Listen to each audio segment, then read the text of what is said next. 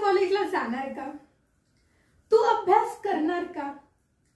ती डॉक्टर होणार का? तुम्ही इंग्रजी बोलणार का? अशाच प्रकारचे जर सेंटेन्सेस तुम्हाला बोलायचे असेल तर हा व्हिडिओ फक्त तुमच्यासाठी आहे. म्हणजेच आता तुम्हाला या क्वेश्चन्स वरून लक्षात आलं असेल की आपण एक्झॅक्टली आज काय बघणार आहोत. आजचं लेक्चर आपलं टीचिंग प्लस प्रॅक्टिस असं होणार आहे. सो व्हिडिओ पूर्ण बघा. चला आजचा टॉपिक मी तुम्हाला थोडासा समजावून सांगते. तर आपलं जे प्रीवियस लेक्चर होतं ते होतं शॅल आणि विल. जसे की तुम्हाला माहित आहे की सिंपल फ्युचर म्हणजे फ्युचर मध्ये तुम्हाला जे काही सेंटेन्सेस बोलायचे असतील तर सब्जेक्ट नंतर आपल्याला शॅल किंवा विलचा वापर करायला लागतो. तर फ्युचर साठी आपल्याला सब्जेक्ट नंतर शॅल किंवा विलचा वापर करावा लागतो ऍज अ हेल्पिंग वर्ब. मग आता हे तर झालं सिंपल सेंटेन्सच्या बाबतीत की ज्या वेळेला आपण सिंपल फ्युचर मध्ये बोलायचं असेल तर सब्जेक्टच्या नंतर शॅल विल आणि देन आपल्याला वर्ब वगैरे आणि पुढे ऑब्जेक्ट घ्यावा लागतो. आज आपण शिकणार आहोत की फ्युचर मध्ये क्वेश्चन्स कसे विचारायचे. इट इज नॉट नेसेसरी की प्रत्येक वेळेला आपण सिंपल सेंटेन्सेस बोलतो का, आपल्या मराठीत आपण सिंपल सेंटेन्सेस बोलतो का. आता मी तुम्हाला इथे क्वेश्चन विचारलाय म्हणजेच बघा की आपण इंट्रॅगेटिव्ह फॉर्म मध्ये बोलतो, नेगेटिव्ह फॉर्म मध्ये बोलतो, तर त्याच पद्धतीचे इंग्लिश मध्ये सुद्धा आपल्याला बोलता यायला हवं. यासाठी आजचा व्हिडिओ आहे. तर बघा फ्युचर मध्ये प्रश्न कसे विचारायचे. जसे की तुम्ही इंग्रजी बोलणार का? तू क्लास संपल्यानंतर घरी जाणार का? तू उद्या कॉलेजला येणार का? तुम्ही चहा घेणार का? तू माझी मदत करणार का? ह्या पद्धतीचे सेंटेन्सेस आपल्याला बोलायचे आहेत. मग शेवटी इन शॉर्ट काय येणं नेसेसरी आहे फ्युचर मध्ये. मग आता बघा इथे जर सेंटेन्सेस आपण बघितले तर याचा फॉर्म म्हणजे सेंटेन्सेस एक कन्स्ट्रक्शन असणार आहे. ते बघा कोणत्या पद्धतीचं आहे. सुरुवातीला जसे की आपल्याला माहित आहे की हेल्पिंग वर्ब जिथे वापरतात तिथे क्वेश्चन तयार करण्यासाठी आपल्याला तेच हेल्पिंग वर्ब वाक्याच्या सुरुवातीला घ्यावे लागतात. सो त्यामुळे आपल्याला शॅल किंवा इथे ऑब्लिक आहे म्हणजे एक तर तुम्ही according to subject shall use करू शकता किंवा विलचा यूज करू शकता. डिपेंड ऑन सब्जेक्ट की सब्जेक्ट कोणता आहे त्याच्यावर डिपेंड आहे की विल घ्यायचा की शॅल घ्यायचा. जसं की आय आणि वी असेल तर शॅल घ्यायचंय. अदरवाईज सगळ्या सब्जेक्ट साठी आपल्याला माहित आहे की विल सुद्धा चालतो. ओके, हे क्लिअर आहे. प्रश्न विचारायचा असेल तर सुरुवातीला काय घ्यायचं आहे हेल्पिंग वर्ब, त्यानंतर घ्यायचं आहे सब्जेक्ट, त्यानंतर बघा आता इथे थोडासा समजण्याला तुम्हाला डिफिकल्ट होईल.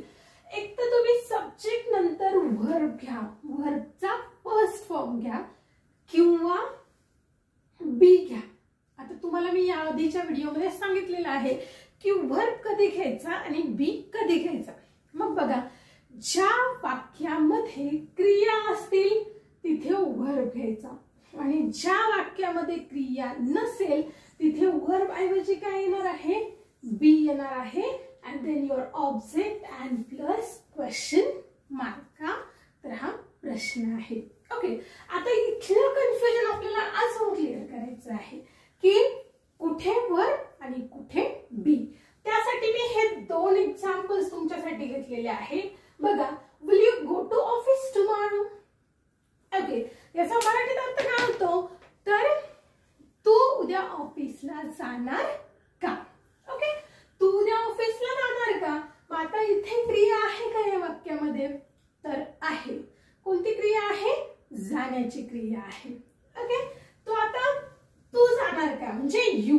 तर इथे काही क्वेश्चन विचारायचा आहे म्हणजे विल वाक्याच्या सुरुवातीला घ्या. Will you go to office tomorrow. Okay, will आधी घ्या नंतर यू म्हणजे सब्जेक्ट आणि इथे क्रिया आलेली आहे म्हणून इथे वर्बचा फर्स्ट फॉर्म वापरला go to office tomorrow. And the next example is will you be in office tomorrow. तू उद्या ऑफिस मध्ये असणार का. ओके, तू उद्या ऑफिसला जाणार का आणि तू उद्या ऑफिस मध्ये असणार का. बघा पहिल्या वाक्यामध्ये जाण्याची क्रिया आहे, दुसऱ्या वाक्यामध्ये असणार म्हणजे असणे म्हणून तिथे काय घ्यायचं आहे तुम्हाला बी घ्यायचा आहे. So the sentence is will you be in office tomorrow, will you go to office tomorrow, will you be in office tomorrow. यामधला फरक लक्षात घ्यायचा आहे. Then the next example is will you please give me a glass of water. आपण generally हे day to day life मध्ये बोलतो की कृपया तू मला एक ग्लास पाणी देणार का. ओके, का देणार का. सो इथे काय येणार, will you please give me a glass of water. Next example is shall I teach English. मी इंग्रजी शिकवणार का. Shall I teach English. Then will he be a doctor. तो डॉक्टर होणार का. जसं की मी सांगितलं, होणार आणि असणार या सेंटेन्सेस साठी आपल्याला बी घ्यायचा आहे. So will he be a doctor. And then the last example is, shall we go to trip next week? आपण पुढच्या आठवड्यात ट्रिपला जाणार का, सहलीला जाणार का. इथे काय येणार, shall we go to trip next week. इथे question mark. Okay, I hope तुम्हाला हे बेटर समजलं असेल की प्रश्न बनवण्यासाठी शाल आणि विल तुम्हाला स्टार्टिंगला घ्यायचा आहे. It is very very simple. Okay, बघा आता प्रश्न कसा विचारला म्हणजेच इंटरगेटिव्ह सेंटेन्स कसं तयार करायचं हे इथे क्लिअर झालेलं आहे. So let's take practice. तर आपल्याला इथे प्रॅक्टिस सुद्धा कंडक्ट करायची आहे, कारण थेरोटिकली तुम्ही कितीही इंग्लिश शिका, कितीही इंग्लिश ग्रामर शिका, बट त्याचं जर प्रॅक्टिकल ऍप्लिकेशन झालं नाही, तो एक्झॅक्टली वापरायचा कुठे, त्याच्याशी रिलेटेड इंग्लिश कसं बोलायचं हे जर क्लिअर नसेल तर त्याचा आउटपुट आपल्याला भेटणार नाही. त्यामुळे आपण इथे मी सुरुवातीलाच क्लिअर केलेलं आहे की आपल्याला टीचिंग प्लस प्रॅक्टिस इथे कंडक्ट करायची आहे. So let's start our practice. First example is, आपण आज रात्री जेवायला जाणार का. Shall we go to out for dinner tonight. तू माझ्यासोबत येणार का. Will you come with me. कृपया तू माझे ऐकणार का. Will you please listen to me. कृपया तू मला एकटे सोडणार का.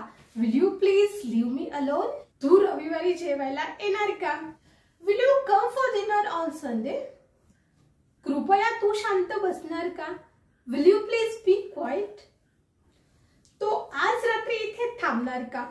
Will he stay here tonight. तू शुक्रवारी सिनेमा बघणार का. Will you watch movie on Friday. मी आज रात्री जेवण बनवू का. Shall I cook dinner today. आपण चालण्यासाठी बाहेर जाणार का. Shall we go out for a walk. ती बाजारात जाणार का. Will she go to market. आम्ही बास्केटबॉल खेळणार का. Shall we play basketball. तो इंग्रजी बोलणार का. Will he speak English. याला 2 मिनिट्स लागतील का. Will it take 2 minutes. ते पत्र लिहिणार का. Will they write a letter. मी खिडकी उघडू का. Shall I open the window. उद्या पाऊस येणार का. Will it rain tomorrow. तू मला फोन करणार का. Will you call me. तो पार्टीला येणार का. Will he come to party. कृपया तू इथून जाणार का. Will you please go from here. ती डॉक्टर होणार का. Will she be a doctor. तू मला काही सांगणार का. Will you tell me anything. पुस्तक टेबलवर असणार का. Will a book on the table. कृपया तू माझा मोबाईल चार्जिंग करशील का. Will you please charge my mobile. बघा, याच पद्धतीचे वाक्य तुम्ही घरी सुद्धा इंग्लिश मध्ये बोलू शकता. तुम्हाला काय करायचं आहे, डे टू डे लाईफ मध्ये ह्या टाईपचे आपण कोणकोणते प्रकारचे सेंटेन्सेस मराठीमध्ये बोलतो आजपासूनच ते इंग्लिश मध्ये बोलायला सुरुवात करायची आहे, जेणेकरून तुमची जी इंग्लिश आहे ती डे बाय डे इम्प्रूव्ह व्हायला सुरुवात होईल. सो कसा वाटला व्हिडिओ मला सांगा. आवडला असेल तर लाईक करा आणि जे कोणी चॅनलवर नवीन असेल तर त्यांनी चॅनलला सबस्क्राईब करा. भेटूया पुढच्या व्हिडिओमध्ये. Thank you so much.